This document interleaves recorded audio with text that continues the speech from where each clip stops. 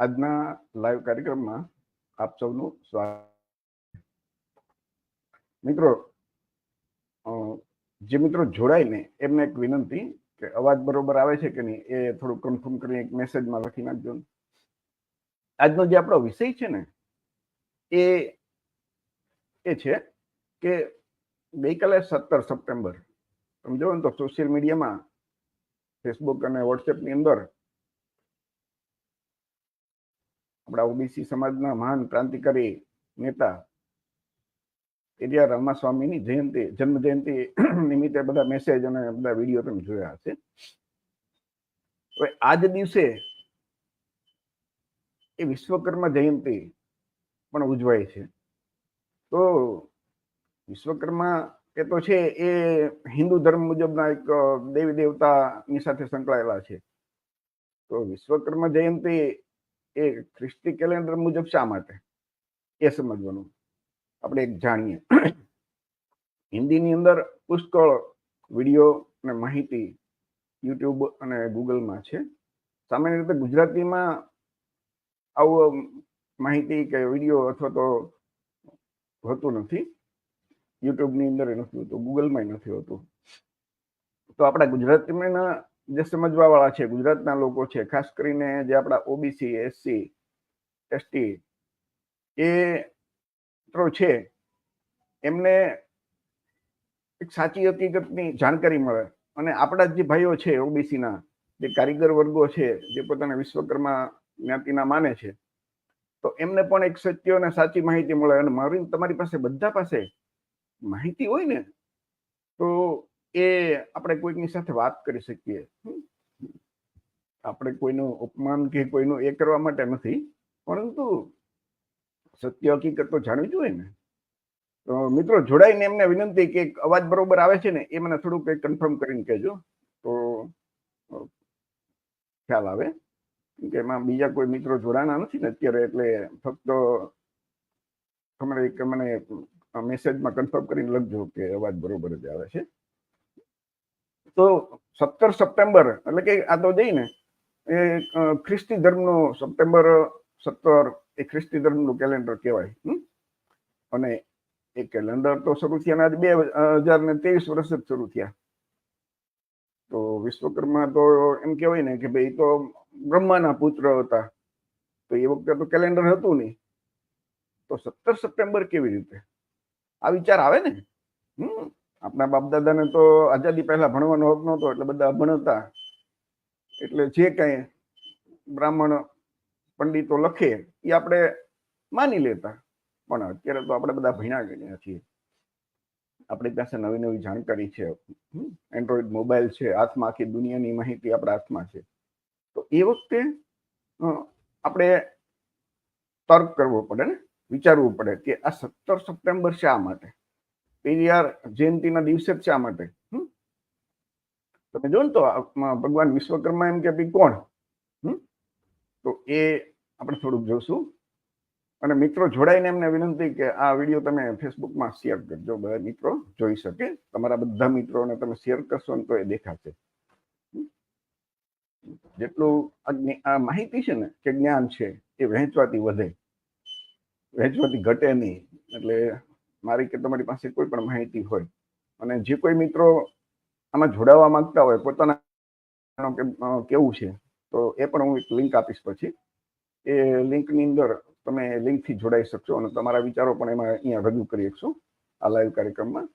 આ જ કાર્યક્રમ છે આપણે પછી યુટ્યુબ ઉપર મૂકી દેશું, ઝલકારી ટીવી નામની આપણી જે યુટ્યુબ ચેનલ છે એના ઉપર મૂકી દેશું. તો વિશ્વકર્મા જયંતિ શા માટે મનાવવામાં આવે છે? અને કે બધા કેલેન્ડરો હિન્દુ કેલેન્ડર, બધા તહેવારો હિન્દુ ધર્મના એ હિન્દુ કેલેન્ડર મુજબ હોય છે. તો આ 17 સપ્ટેમ્બર કેવી રીતે આવ્યું એ આપણે વિચારવાનું છે. એક લીગલ ડિસ્ક્લેમર છે કે ભાઈ આપણે કોઈની લાગણી દુભાવવા માટે નથી આ કાર્યક્રમ, પણ સમાજમાં અંધશ્રદ્ધા, અંધવિશ્વાસ, પાખંડ જે ચાલે છે વર્ષોથી એ દૂર કરવા માટે અને સમાજમાં વૈજ્ઞાનિક અભિગમ જાગે. આપણા જે બંધારણની કલમ 51 મુજબ દરેક વ્યક્તિમાં વૈજ્ઞાનિક અભિગમ હોવો જોઈએ, એ આપણી ફરજ છે, બંધારણની જવાબદારી છે આપણી. તો એ મુજબ આપણે આ કાર્યક્રમ કરીએ છીએ અને આપણો જે મૂળભૂત અધિકાર છે બંધારણની કલમ 19(1) એમાં મુજબ દરેક વ્યક્તિને પોતાની વાણી અને વિચારો અભિવ્યક્તિ કરવાનો મૂળભૂત આપણે જે અધિકાર બંધારણ આપ્યો છે એ મુજબ આપણે આ વાત કરીએ છીએ. તો દક્ષિણ ભારતના ક્રાંતિકારી મહાનાયક પેરિયારના વિચારો ઉત્તર ભારતમાં આવતા રોકવા એક સાજિશ છે, કાવતરું છે. પેરિયાર રામાસ્વામી તમે જુઓ ને તો ગઈકાલે એની જન્મ જયંતિ આખા દેશમાં ઉજવાણી. 17 સપ્ટેમ્બર 1879 એનો જન્મ થયો. એ કોઈ કાલ્પનિક તો છે નહીં, અને એમનું એ લિવિંગ લેજેન્ડ કહેવાય, અથવા તો એ મહામાયા. તો એમ તો બધું માહિતી સાહિત્ય, અને એ પોતે એના વિચારો શું હતા, તો એ તો ટોટલી નાસ્તિક હતા. બ્રાહ્મણવાદ અથવા તો બ્રાહ્મણ ધર્મ મુજબ તો એનો જે શરૂઆતમાં જન્મ થયો ત્યારે એ ધાર્મિક હતા, પણ પછી એ સમજણા થયા, યુવાન વયે બધું જાણ્યું વાંચ્યું અને ખરાબ અનુભવ થયા, એટલે પછી તો એટલા બધા નાસ્તિક બન્યા કે એનું જે બધા પુસ્તકો અને એના વિચારો જાણશો ને તો તામિલનાડુમાં એનું જે મૂળભૂત જન્મ, એટલે આખું તામિલનાડુમાં એ વખતે આ વિચારધારા મુજબ એને જબરજસ્ત ક્રાંતિ કરેલી. તો એક પેરિયાર રામાસ્વામીનો જન્મ 17 સપ્ટેમ્બર, એટલે એને રોકવા માટે આ બન્યું એ આપણે જોવું પડશે. તો મૂળ જે હિન્દુ ધર્મ મુજબ કે વિશ્વકર્મા એ સૃષ્ટિના રચયિતા કહેવાય, એના જે હિન્દુ ધર્મના સાહિત્ય મુજબ, અને એ બ્રહ્માના વંશજ મનાય છે, અને વાસ્તુ અને શિલ્પ શાસ્ત્રના આદિ પુરુષ મનાય છે. અંગી ઋષિ નામક એની પત્ની થી વિશ્વકર્મા જન્મ થયો. એને દેવતાઓ તો બનાવતા શું, તો દેવતાઓના મહેલ, એ દેવતાઓના જે મહેલ હતા ને એના વાસ્તુકાર હતા, અને દુનિયાના સૌથી પહેલા એન્જિનિયર. આ હિન્દુ ધર્મ શાસ્ત્ર મુજબ આ બધી વાતો જે છે એ અંદર લખી છે, એનો કોઈ આધાર પુરાવો ન મળે કે ભાઈ, પણ ફક્ત એ બધી વાતો લખી છે પુરાણોમાં ને શાસ્ત્રોમાં. પૌરાણિક જે કથા કહેવાય, જેને ઐતિહાસિક ગ્રંથ ન કહેવાય પણ કાલ્પનિક પૌરાણિક કથા કહેવાય. તમને બધું યુટ્યુબ ગૂગલમાં તમને જોવા મળશે. પૌરાણિક કથા મુજબ સ્વર્ગલોક, ઇન્દ્રપુરી, યમપુરી, વરણપુરી, કબેરપુરી, અસુરાજ, રાવણની સવર્ણ નગરી એટલે કે સોનાની નગરી, ભગવાન શ્રી કૃષ્ણની સમુદ્ર નગરી, દ્વારકા, પાંડવોની રાજધાની હસ્તિનાપુર, આ બધાનું નિર્માણ કોણે કર્યું, તો કે વિશ્વકર્માએ. આ પૌરાણિક કથામાં આવી બધી વાતો છે. એટલે કે ક્યાંય આપણા જે સામાન્ય લોકો આપણે બધા રહેતા હોય ને, એના કોઈ ઘર બનાવવા કે એના માટે આ શબ્દ વિશ્વકર્મા નથી, એ એવું કામ નહોતા કરતા. એ તો જે દેવતાઓ છે એના નવી નવી નગરી આખી બનાવી નાખે, મકાન બનાવી નાખે, ભવ્ય મહેલો બનાવી નાખે. અત્યારે તો આપણે તમે જુઓ ને તો મોટા ભાગે આપણા જે કારીગર વર્ગો છે એ પોતાને એમ કે ભાઈ અમે વિશ્વકર્માના વંશો છો એવું માનતા હોય. એ પુરાણો ને કથા મુજબ તો એ તો દેવતાઓના બનાવતા હતા, આપણા કોઈના નહીં, એમ સામાન્ય માણસોના નહીં. એને સામાન્ય માણસોના જે કારીગર વર્ગો છે, ઘર બનાવતા અથવા શિલ્પકારો છે કે લુહાર છે, સુથાર છે, તો એના માટે વિશ્વકર્મા શબ્દો નથી વપરાણો. એ પુરાણોમાં તો આ દેવતાઓ માટે વપરાણો છે. આપણા જે માનો કે અત્યારે વિશ્વકર્મા માને છે કોણ પોતાને, તો સામાન્ય રીતે તમે જો ને તો શિલ્પકાર લોકો છે, લુહાર છે, મિસ્ત્રી છે, સુતાર, આ જે કારીગર વર્ગો છે ને એ તમે જુઓ ને તો એ પોતાને વિશ્વકર્માના વંશજ માનતા હોય છે. હવે એ બધા વિશ્વકર્માની જયંતિ ઉજવે, એના ફોટા રાખતા હોય એમના ઘરોમાં, અને એ ગૌરવ લેતા હોય કે અમે વિશ્વકર્માના વંશજ છીએ. તો વિશ્વકર્મા આટલા મહાન હોય તો એમના વંશજોને બ્રાહ્મણ ધર્મમાં પાછું શું દશા છે એ આપણે જાણવું જરૂરી છે. તો કે જે હિન્દુ ધર્મના ગ્રંથો છે, મનુસ્મૃતિ, તો એમાં તો આ લુહાર, મલ્લાર, સુનાર, રંગરેજ, આ બધા જે છે ધાતુના હથિયાર બનાવવા વાળા, ચર્મકાર, ચિકિત્સક, આ બધાનું અન્ન છે ને એ બ્રાહ્મણે નહીં ખાવાનું, કે એનું જે ઝેર સમાન હોય, કે એનું અન્ન આયુ સંતાન તથા યશ કો હર લેતે હૈ. એટલે કે જે મનુસ્મૃતિ જે આટલા મોટા ભગવાન છે, પણ જે માનો કે જે સમાજ આજે શિલ્પકારો છે, વિભાગ છે, આ બધા જે પ્રજાપતિ જે વિશ્વકર્મા પોતાના માને છે, તો એના વિશે હિન્દુ ધર્મનો ગ્રંથ મનુસ્મૃતિ શું કહે છે એ પણ આપણે જોવું જોઈએ ને. તો એના માટે તો એ બહુ ખરાબ લખેલું છે. ગૌતમ ધર્મસૂત્ર છે, જે હિન્દુ ધર્મનું એક શાસ્ત્ર છે, તો એમાં લખ્યું છે કે બ્રાહ્મણ કો કિસી શિલ્પ બઢાઈ શલ્ય ચિકિત્સક અપરાધી, એનું કોઈ ખાવું ન જોઈએ, આવું ગૌતમ ધર્મસૂત્રમાં લખ્યું છે. જે વિશ્વકર્માના સંતાનો છે, પણ એના માટે પાછું ધર્મ ગ્રંથોમાં આવું લખ્યું છે. એટલે કે આ વિશ્વકર્મા સમાજ જે પોતાને માનતા હોય ને કે અમે છીએ, તો આપણે તર્ક લગાડવાનો છે કે આપણા માટે ખરેખર આ લોકોએ શું લખ્યું છે. એના ધર્મશાસ્ત્રોમાં આપણે એમ એક બાજુ કહે કે ભાઈ તમે તો વિશ્વકર્માના બધા વંશજ, તો પણ એ જ હિન્દુ ધર્મના વિશ્વકર્મા અને એ જ એના ધર્મશાસ્ત્રોમાં આપણા વિશે શું લખેલું છે એ પણ આપણે જાણવું જરૂરી ને. बढ़ई लोभी धोबी शिल्प मोची का दिया अन्न नहीं लेना चाहिए और नहीं किसी गण या वेश्या का. આ પણ જો તમે એક શ્લોક છે 14 નંબરનો, અધ્યાય 14 શ્લોક 110. તો ખરેખર કહેવાનો મતલબ છે કે હિન્દુ ધર્મ શાસ્ત્રોમાં તો કઈ સારું નથી લખ્યું. અને બીજું અત્યારે જે માનો કે ધર્મ આખી જે હિન્દુ ધર્મની મુજબ 4 વર્ણ છે, બ્રાહ્મણ, ક્ષત્રિય, વૈશ્ય અને શૂદ્ર, તો એમાં જે વિશ્વકર્મામાં આવતી જાતિઓ છે એ નથી બ્રાહ્મણ, નથી ક્ષત્રિય, નથી વૈશ્ય એટલે કે વાણિયા, તો રહ્યો ચોથો વર્ણ છેલ્લો બાકી શૂદ્ર વર્ણમાં જ આવે ને બધા. તો શૂદ્ર વર્ણ માટે તો જે બ્રાહ્મણ ધર્મના બધા ગ્રંથોમાં એટલું ખરાબ લખેલું છે કે આપણાથી સહન ન થઈ શકે. જે શૂદ્ર વર્ણના હોય એના માટેની વાત કરું છું.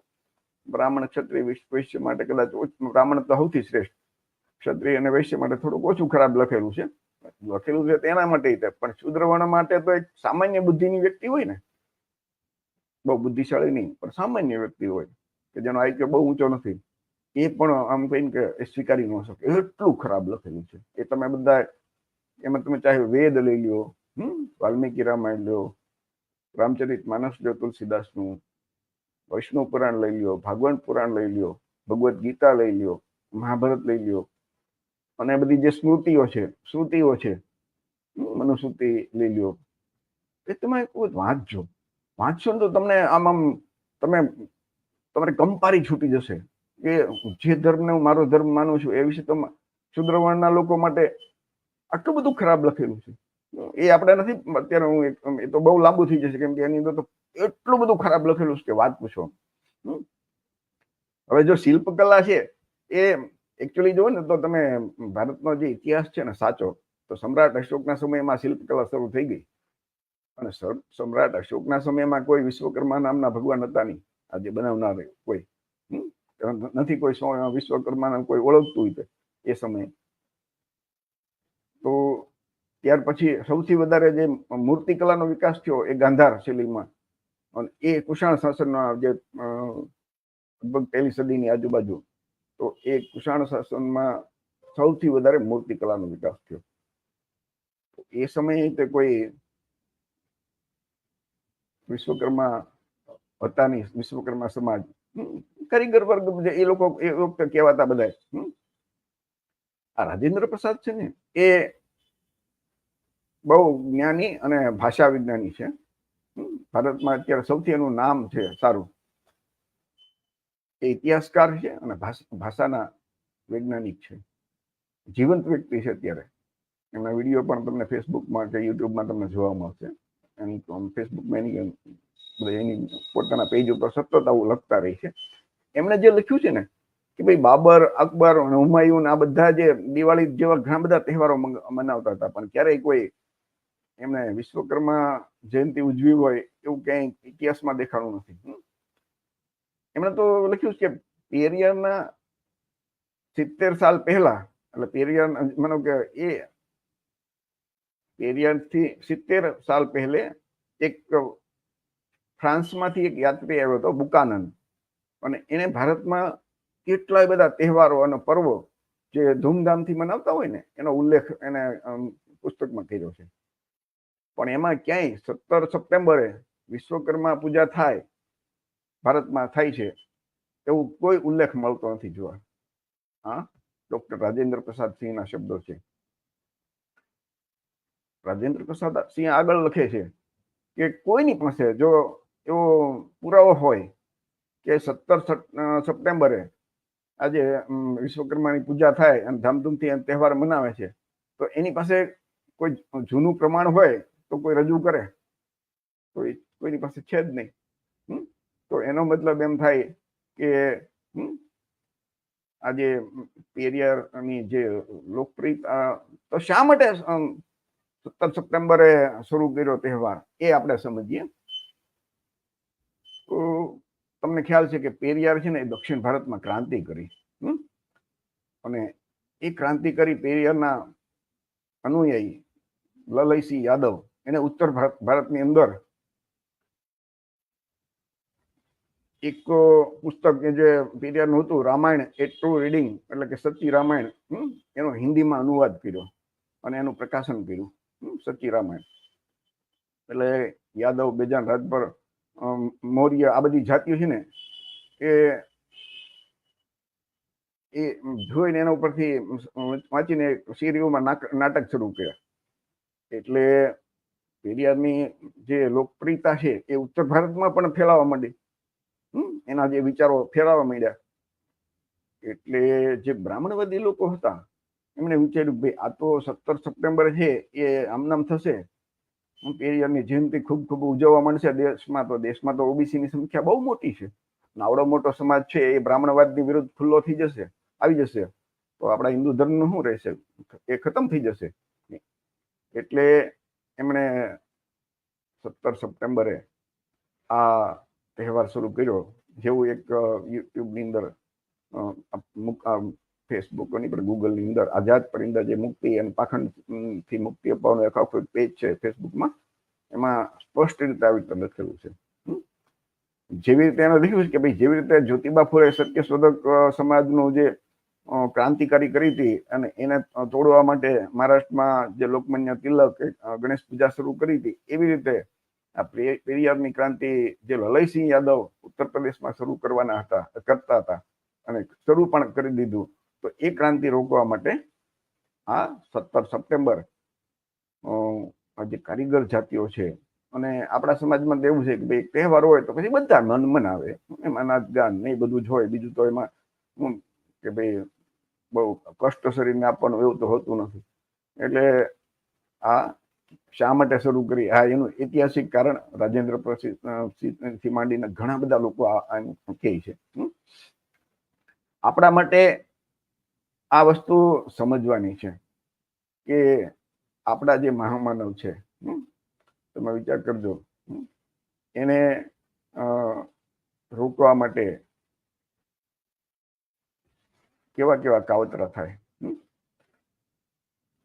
આ થોડાક જે છે ને એ હું તમારી સામે મૂકું છું, એની જે કદાચ કોઈને વાંચવું હોય ને તો હિન્દીમાં છે, આરામથી. તો જે મિત્રોને આમાં જોડાવવું હોય ને, પોતાનો માનો કે કઈ મેસેજ આપવો છે તો કેવી રીતે આપી શકશે. તો હું આમાં એક લિંક મૂકું છું કોમેન્ટની અંદર. એ લિંકની અંદર છે ને તમે જઈને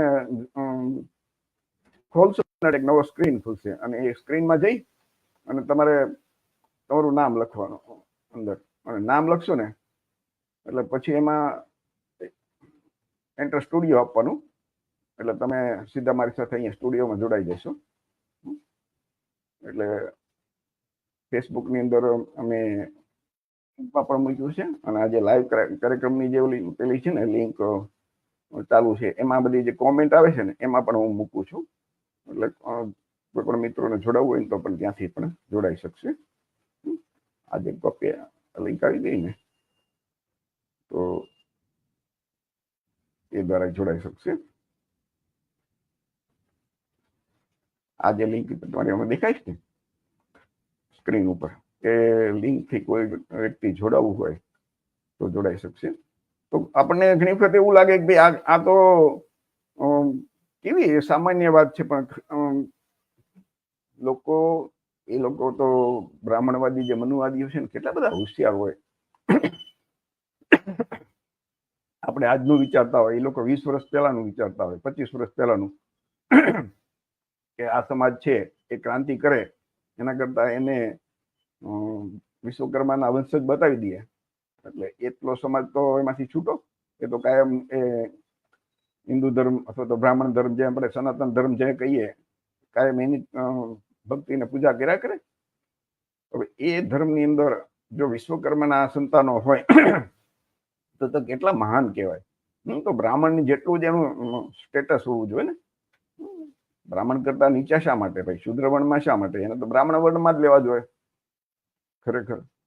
તો આ આપણે બધાને સમજવાનું છે મિત્રો. જે મિત્રોને ફરીથી જોડાવવું હોય એ જો આમે અમે લિંક મૂકી છે ને, એ લિંકથી જોડાઈ શકશે. બરાબર છે. એ કોઈને કંઈ કહેવું હોય તો. આ કાર્યક્રમ આપણે લાંબો નથી, ફક્ત આજે એક ગઈકાલે જે પેરિયાર જયંતિ હતી અને સાથે તમે બધા આની જયંતિ પણ જોઈ કે ભાઈ એ વિશ્વકર્મા જયંતિ. તો વિશ્વકર્મા જયંતિ 17 સપ્ટેમ્બર કેવી રીતે, શા માટે? આપણને એવું થાય ને કે ખ્રિસ્તી ધર્મ છે એ તો શરૂ થયા ને 2023 વર્ષ થયા, મીન્સ કે કેલેન્ડર. તો એ પહેલા તો હોય જ ન શકે ને. તો એ જે બ્રાહ્મણ ધર્મના તો ગ્રંથો અનુસાર આદિ અનાદિ થી બધું શરૂ થયું, તો ત્યારે તો આ કેલેન્ડર કેવી રીતે હોય? આ દરેક મિત્રોએ વિચારવાનું છે, સમજવાનું છે.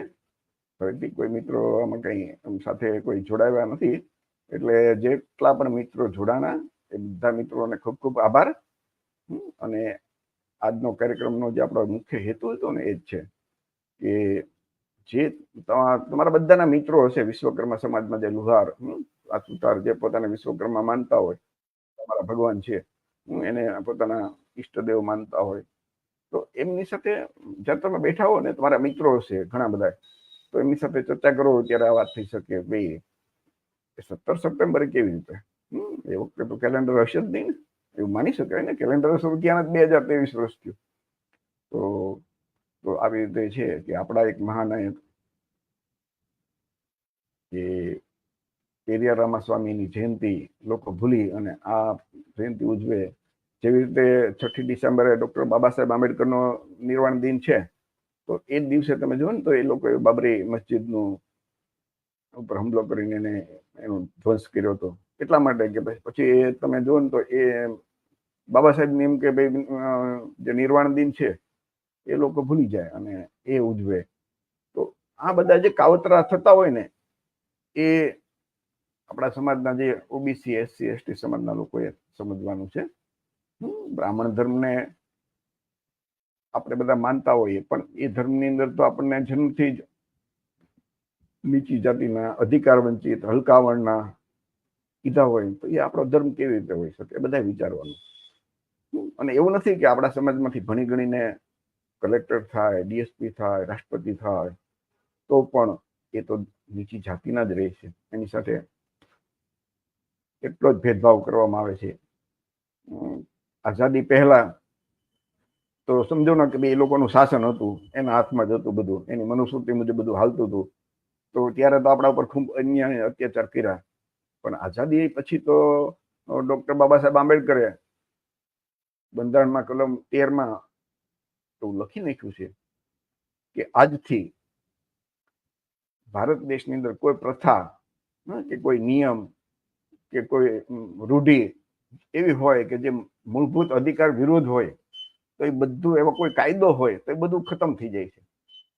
તો એનો મતલબ કે જ્યાં અસમાનતાની વાત હોય, વર્ણ વ્યવસ્થાની વાત હોય, જાતિ વ્યવસ્થાની વાત હોય, એ તો આઝાદી સમયે પૂરું થઈ ગયું. તો એના બદલે આજની તારીખે તમે જુઓ તો જાતિના આધારે આપણી દલિત સમાજની બહેનો, આપણી દીકરીઓ, તો એની ઉપર કેટલા અત્યાચાર થાય છે. આપણા ભાઈઓ ઉપર કેટલા અત્યાચાર થાય છે. આપણા લોકો ઘોડી પર બેસે તો એને કંઈક થાય. અને એક જ ધર્મ, હિન્દુ ધર્મ, બધાને એમ કે આપણે બધા હિન્દુ છે, પણ એ લોકો શ્રેષ્ઠ બ્રાહ્મણ અને આપણે નીચા. એ લોકો આપણું શોષણ કરે ધર્મના નામે. કોઈ શારીરિક રીતે શોષણ કરે, કોઈ આર્થિક રીતે શોષણ કરે ઉપરના જે વર્ણો. અને તમામ શાસ્ત્રોમાં લખ્યું છે કે ભાઈ શૂદ્ર વર્ણના લોકોએ શું કરવાનું કે ઉપરના 3 વર્ણની સેવા કરવાની, એ સિવાય કાંઈ નહીં. તો શૂદ્ર વર્ણમાં આવતા જે ઓબીસીમાં આવતા જે ખાસ કરીને કોળીથી માંડીને જે બધી 146 જ્ઞાતિઓ છે, મારે એમને તો ખાસ વિનંતી, જે દલિત સમાજમાં શેડ્યુલ કાસ્ટમાં જે મિત્રો આવે છે, અને તમે જે બધા મિત્રો તો જે તમને ધર્મ પાળવો હોય એ પાળવાની છૂટ ડોક્ટર બાબા સાહેબે બંધારણમાં આપ્યો છે, છૂટ આપી છે. પરંતુ વિચારવું તો જોઈએ ને કે જે ધર્મની અંદર મારું આ સ્થાન છે, તો એ ધર્મ મારો કેવી રીતે હોઈ શકે?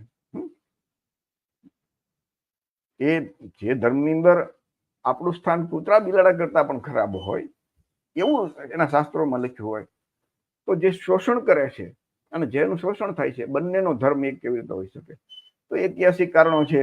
ડોક્ટર બાબા સાહેબ આંબેડકર થી માંડીને જે આપણા તમામ મહામાનવો થઈ ગયા, તો સંત કબીર લીલો, તો એ જ્યોતિબા ફૂલે, પેરિયાર રામાસ્વામી, બિરસા મુંડા, સાવજી મહારાજ, આ બધા જે આપણા મહામાનવ આપણા પછાત સમાજમાં થઈ ગયા છે, અને આપણને એક રસ્તો બતાવીને ગયા છે, એમાં ડોક્ટર બાબા સાહેબ આંબેડકર તો વિચાર કરજો, એ ન હોત ને તો આજે ઓબીસીના, એસસીમાં, એસટીમાં બધા જે આવતા મિત્રો છે ને, આપણા બધાની દશા પશુ કરતા પણ ખરાબ હોત.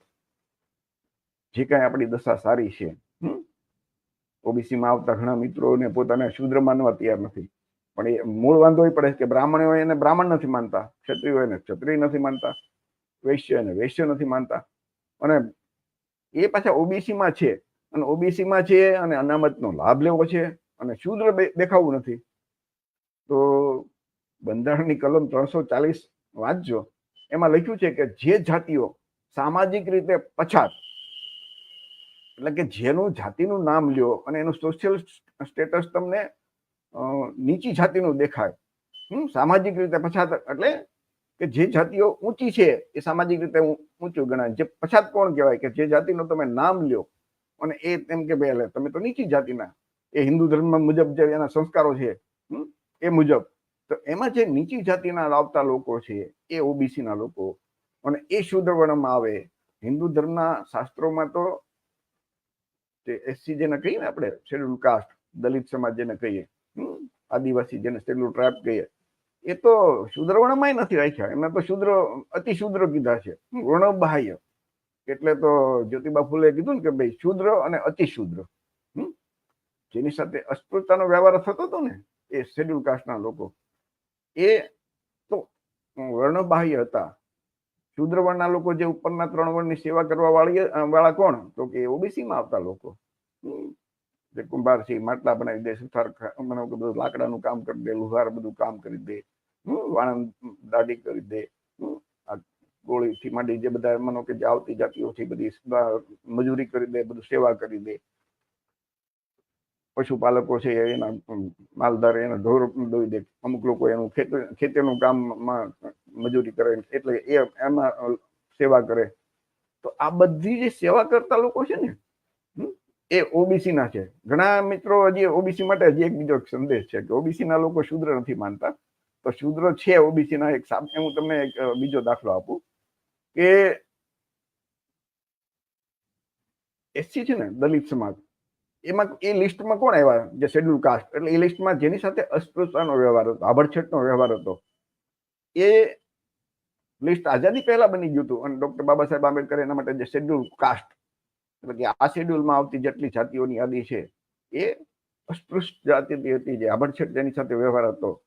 તો આભડછેટ જેની સાથે હોય એ તો આ સવર્ણોની સેવા કેવી રીતે કરી શકે? એના ઢોર થોડા દોઈએ કે એનું ઘરે કઈ દાઢી થોડી કરી શકે? એનું કુંભારનું કામ લાકડું, એ તો એનાથી તો એ લોકો એનો તો પડછાયો લેવા તૈયાર નહોતા. તો અસ્પૃશ્ય જાતિઓ છે, આભડછેટ, એ લોકોમાં એને એસસી માં ગણાય. તો શૂદ્ર વર્ણના કોણ? તો કે જે એની સેવા કરે. તો કે ભાઈ આ જે બધી એ લોકોની સાથે ટચેબલ ખરા, એટલે મીન્સ કે આભડછેટનો વ્યવહાર નહીં, બાકી નીચી જાતિના કોઈ હક અધિકાર નહીં. એ લોકો ઉપરના વર્ણો, એ જે કાંઈ જે હિન્દુ ધર્મમાં શાસ્ત્રોમાં લખ્યું છે કે એ તમને જે કાંઈ પહેરવા કપડા આપે એ પહેરવાના, ફાટેલા તૂટેલા, જે કંઈ ખાવાનું આપે એ ખાવાનું, આ બધું હિન્દુ ધર્મના તમામ શાસ્ત્રોમાં લખ્યું છે. અને એ બ્રાહ્મણ શ્રેષ્ઠ શા માટે? તો કે બ્રહ્માના મુખમાંથી પેદા થયા એટલે એ શ્રેષ્ઠ. બ્રહ્માના હાથમાંથી ક્ષત્રિય પેદા થયા એટલે એનો બીજો નંબર. પેટમાંથી વૈશ્ય વાણિયા પેદા થયા એટલે ત્રીજો નંબર. અને શૂદ્રવર્ણના નીચા હલકા વર્ણના અધમ જાતિના અધિકાર વંચિત શા માટે? તો કે બ્રહ્માના પગમાંથી પેદા થયા. આવી વાત ઋગ્વેદમાં લખી છે, ભગવદ્ ગીતામાં લખી છે, વિષ્ણુ પુરાણમાં લખી છે, મહાભારતમાં લખી છે, રામાયણમાં લખી છે. રામાયણમાં તો તમને ખ્યાલ હશે ને કે વાલ્મીકી રામાયણમાં શૂદ્રવર્ણના શંભુક દાદા, જે આજના શૂદ્રોના પૂર્વજ, જો રામાયણ સત્ય હોય તો. એકચ્યુઅલી આ બધી પૌરાણિક કથાઓ છે, કોઈ ઐતિહાસિક ગ્રંથ નથી, એટલે એના કોઈ પુરાવો નહીં, ખાલી કાગળ લખી એટલું જ. એનો એક પણ આધાર પુરાવો નથી મળતો. તો બાબા સાહેબ થી માંડીને આ બધા મિત્રો આપણા જે મહાનાયકો કીધું, ભાઈ આ તો આપણા સમાજને શૂદ્રવર્ણના લોકોને ગુલામ બનાવવા માટેનું એક આખું આના જે શાસ્ત્રો છે ને એ આપણા સમાજને ગુલામ બનાવવા માટેનું કાવતરું છે, બીજું કાંઈ નથી.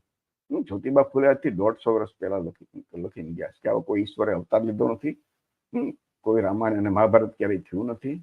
એ જ વાત ડોક્ટર બાબા સાહેબ આંબેડકરે કીધી, એ જ વાત પેરિયાર રામાસ્વામીએ કીધી. પણ આપણા લોકોની એક સમસ્યા શું છે કે આપણે આપણા બાપ દાદાની વાત આપણા ગળે ન ઉતરે જલ્દી.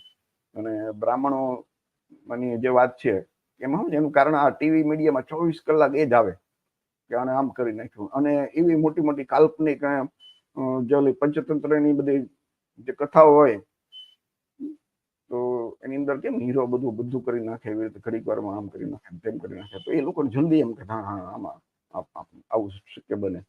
તો બાબા સાહેબ અને પેરિયારથી માંડીને આપણા બધા જે મહાનાયકો છે, એ તો ભગવાન બુદ્ધે જે આજથી 2500 વર્ષ પહેલા જે વાત કરી હતી ને, ગૌતમ બુદ્ધે ઈશ્વરનો સ્વીકાર નથી કર્યો, ગૌતમ બુદ્ધે પુનર્જન્મનો સ્વીકાર નથી કર્યો, ગૌતમ બુદ્ધના સમયમાં જાતિવાદ નહોતો, ગૌતમ બુદ્ધના સમયમાં કોઈ બ્રાહ્મણ ક્ષત્રિય વૈશ્ય નામના વર્ણો નહોતા. અને અત્યારનું તો જે લેટેસ્ટ સંશોધન કહીશ ને ભાઈ, કે ગૌતમ બુદ્ધના સમયમાં ક્યાંય બ્રાહ્મણ હતા જ નહીં. એટલે મીન્સ કે ત્યાં ગૌતમ બુદ્ધનો જે આ વિસ્તાર હતો ને ટોટલી, એ વિસ્તારની અંદર કોઈ બ્રાહ્મણ નહોતો. એના ગુરુ જે બ્રાહ્મણ બતાવે ને એ બધું એ વાર્તા છે. ગૌતમ બુદ્ધે પહેલી વખત 5 શિષ્યોને જે ઉપદેશ આપ્યો ને, એ 5 બ્રાહ્મણ હતા એવું તમને બધી ગૌતમ બુદ્ધની જે જીવન કથામાં અથવા તો એના ચરિત્રમાં કે પુસ્તકો તમને જોવા મળશે, સાંભળવા મળશે. પણ એ નવું લેટેસ્ટ સંશોધન આવ્યું ને, તો એમાં તો જે હ્યુએન સંઘ છે, ચાઇનાનો યાત્રી, એને સ્પષ્ટ લખ્યું છે કે જેને પહેલી વખત 5 શિષ્યોને જે ઉપદેશ આપ્યો ને, એમાંથી 3 શાક્ય વંશના હતા અને 2 કોળી વંશના. એટલે કે એક એમના પિતાના વંશના અને 2 મોસાળના વંશના, કોળી વંશના. તો ગુજરાતની અંદર કોળી સમાજની મોટી વસ્તી છે. એ બધા ગૌતમ બુદ્ધને માને કે ના, ગૌતમ બુદ્ધ અમારા સમાજમાં જન્મ્યા. એ વખતે જાતિવાદ નહોતો, એ વખતે વંશ હતા થોડા 15-17 વંશ, મૌર્ય વંશ, નંદ વંશ, આ બધા જે લીછવી વંશ, મલ વંશ, તો એ વંશો હતા, કારીગર વર્ગ હતા, એવા વર્ગ હતા જુદા જુદા કે વેપારી વર્ગ છે, અને વિદ્વાનોનો એક વર્ગ હતો, એને બમણ વર્ગ કહેવાતો, બમણ. એટલે કોઈ બ્રાહ્મણ નહીં, સૈનિક વર્ગ. તો આ બધા જે વર્ગો હતા, અને એક વર્ગનો માણસ કોઈ પણ કામ બીજા વર્ગનો એ જઈ શકતો, કામ કરી શકતો, એટલે કોઈ વર્ણ વ્યવસ્થા નહોતી. તો એ વ્યવસ્થા તો છેલ્લા 1000 વર્ષથી જે અમુક બ્રાહ્મણવાદીઓ આ જે કપટ કર્યું ને, જે મૂળ બૌદ્ધ ધર્મ હતો, એ બૌદ્ધ ધર્મ એમને ખતમ કર્યો. અને બૌદ્ધ ધર્મમાં પેલા બધા જોડાણા, અને પછી એ આખું લાંબુ થઈ જશે. એ આખો જે આપણા ઓબીસી નો અને એસટી તમામ આપણી જે 50 જાતિઓ છે, કોળી સહિત બધી, એનો ઇતિહાસ એક સરસ મજાનો આખો મેં કાર્યક્રમ તૈયાર કર્યો છે. એક વખત આપણે એનું લાઈવ કાર્યક્રમ કરશું અને ડિટેલ આમ તમને પૂરેપૂરો સમજાઈ જાય એવી રીતે કે ભાઈ ખરેખર શું આપણો ઇતિહાસ છે, જે હડપ્પા સંસ્કૃતિથી લઈ અને આજ સુધીની વાત એમાં ચિત્ર સાથે જ આવી રીતે આ મૂક્યું છે. એટલે કોઈ લાંબુ વાંચવાની જરૂર નહીં પડે. તમે કેમ ચિત્ર વાર્તા કે ચિત્ર તમે જુઓ ને એટલે તમને સમજાઈ જાય. તો ફરીથી મિત્રો, કે આપણા જે ક્રાંતિકારી મહાનાયક પેરિયારના જે આખા વિચારો ઉત્તર ભારતમાં આવતા રોકવા માટે આ એક સાજિશ છે. એમ આપણા મહામાનવો અથવા તો આપણા લોકો જે બુદ્ધિજીવીઓ છે એ બધા લખીને ગયા છે. હિન્દીમાં એનું પુષ્કળ સાહિત્ય ગૂગલમાં અને યુટ્યુબમાં છે, એના વિડીયો છે. પણ ગુજરાતીમાં આવી કોઈ માહિતી નહોતી, એટલે મને એમ થયું કે ભાઈ ચાલો આપણે એક કાર્યક્રમ કરીએ અને આપણા ગુજરાતના જે આપણા ઓબીસીના લોકો છે, દલિત સમાજના એસટીના લોકો છે, આદિવાસી સમાજના લોકો છે, એને આ એક જાણકારી મળે અને જ્યારે આપણે સમાજમાં બેઠા હોય અને આ જાણકારી તમારી પાસે હોય તો તમે નવા નવા બધા આપણા જે મિત્રો હોય એમને આપશો. એનું કારણ કે આપણી જે વાત છે ને એ નેશનલ મીડિયામાં તો નહીં આવે. આ સોશિયલ મીડિયાની જે કાંઈ યુટ્યુબ છે અથવા તો ફેસબુક છે કે વોટ્સએપ છે, આપણે એમાં આ બધું કહી શકશું અને એકબીજાને માહિતી આપી શકશું. આપણે 1000 લોકોને ભેગા કરવા હોય તો કેટલું અઘરું પડે, ખર્ચો થાય. પણ આમ અત્યારે બધા પાસે એન્ડ્રોઈડ મોબાઈલ છે, ઘર બેઠા બેઠા આ વાત આપણે એકબીજાને પહોંચાડી શકીએ આરામથી. અને આ વિડીયો ફેસબુક પર પડ્યો રહેવાનો છે, તમે ગમે ત્યારે એ રાત્રે નિરાંતે જોઈ શકશો, તમારા મિત્રોને સાથે રાખીને દેખાડી શકશો કે શું આપણો ઇતિહાસ હતો ને આપણને કેવી રીતે આ લોકો ગુલામ બનાવવા માટે કેવા કેવા કાવતરા કરે છે. તો આપણા દુશ્મન કોણ છે અથવા તો આપણા વિરોધી? દુશ્મન તો ન કહેવાય ને, પણ આપણા વિરોધી.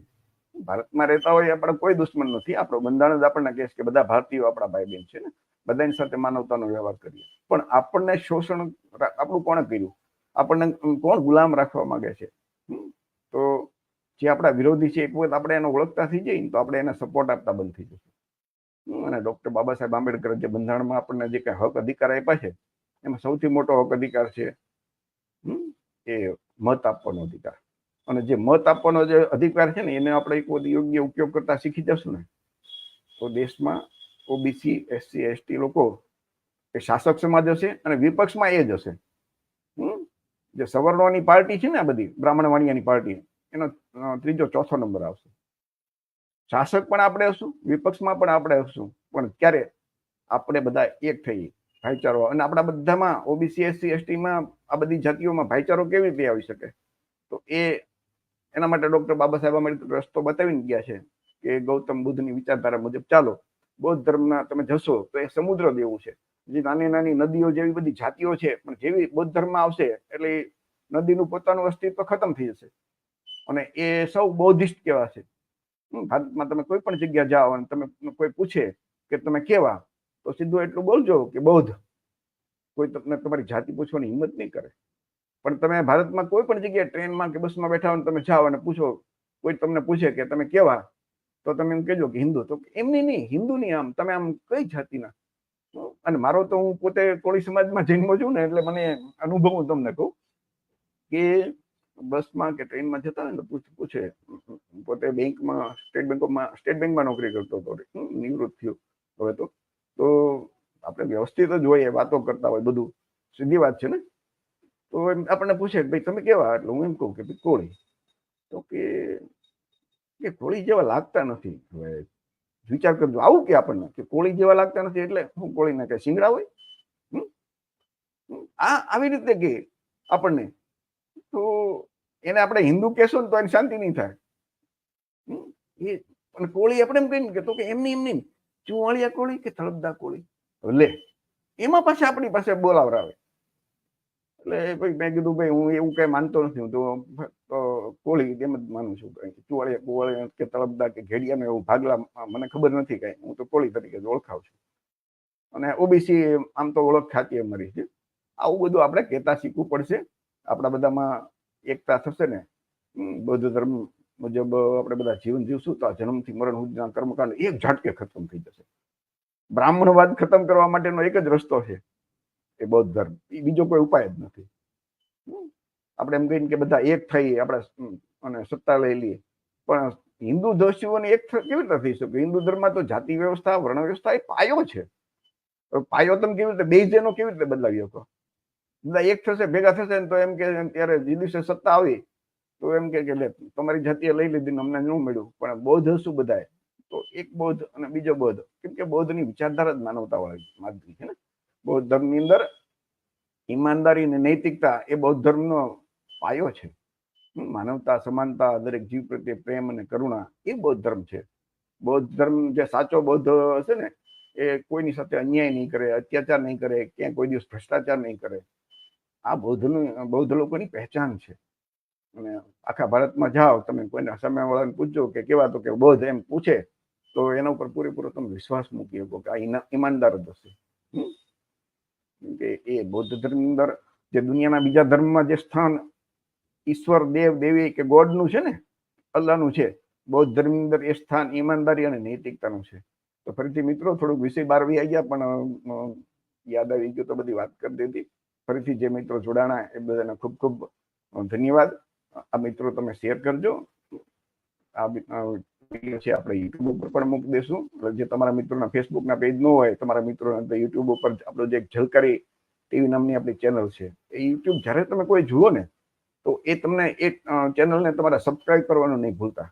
કારણ કે સબસ્ક્રાઇબ કરશો ને તો ગમે ત્યારે જે નવા વિડીયો અંદર સતત એમાં લગભગ 150 થી વધારે વિડીયો અંદર પડ્યા છે બધા આપણા પછાત સમાજને કેમ આગળ લાવવો એના વિષય ઉપર. તો એમાં પણ મૂકી દઈશું. ફરીથી બધાને ખૂબ ખૂબ આભાર. જય ભીમ, નમો બુદ્ધાય, જય સંવિધાન. કાર્યક્રમ આપણે પૂરો કરીએ છીએ.